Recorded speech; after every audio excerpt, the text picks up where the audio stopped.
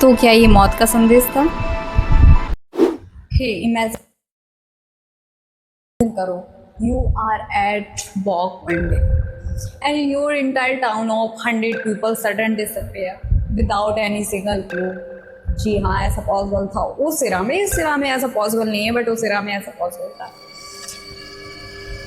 And no one has solve it over 400 years and entire town of 100 people sudden disappear without leaving any body। मतलब सोचो अगर आप कि कोई अगर गायब हो जाता है तो कुछ क्लू ऐसा होना चाहिए था, जैसे कि अगर बॉडी मिलती तो आपको लगता कि हाँ यहाँ पे वॉर वगैरह हुआ है उस टाइम पे, जैसे कि होता रहता था। बट उन्हें एक सिंगल बॉडी भी नहीं मिलती है। उन्हें इस प्रेजेंट कर पाना बहुत ही हार्डली रहा होगा। मेरा आगे इसको नाम दिया गया लॉस कॉलोनी ऑफ टुआनागा। तो ये शुरू होता है 1590 से। होते हैं इंग्लैंड के टू लीडर होते हैं, जैसे कि इंग्लैंड की आदत है हर जगह उपनिवेश करना। ये भी वहां पर गए थे, उपनिवेश करने ही गए थे ये अमेरिका में। इन्होंने एक कॉलोनी भी बसा ली। ऐसे होती है।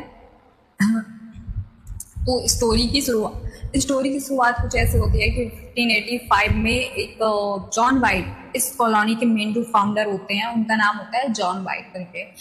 तो जॉन वाइट इस कॉलोनी को बनाते हैं और किसी कारणवश उन्हें 1590 में उन्हें इंग्लैंड जाना पड़ जाता है।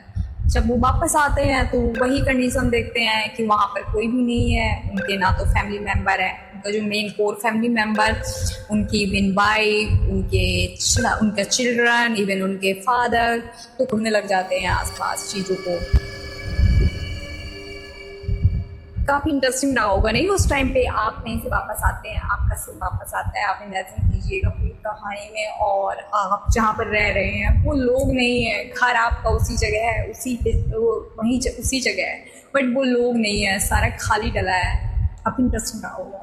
आई होप लकड़ी का बाड़, एक खम्बा कह सकते हैं, लकड़ी का खम्बा दिखाई देता उन्हें। उस लकड़ी के खम्बे में उन लोगों ने कार्व कर रखा था इमेजिन कहा। तो ऐसा भी जाता है कि इन लोगों ने डिसाइड कर रखा था अगर ये लोग कहीं जाते हैं या इनकी कॉलोनी कहीं विस्थापित होती है तो ये कुछ ना कुछ इशारा करके जाएंगे, कुछ ना कुछ साइन देकर जाएंगे।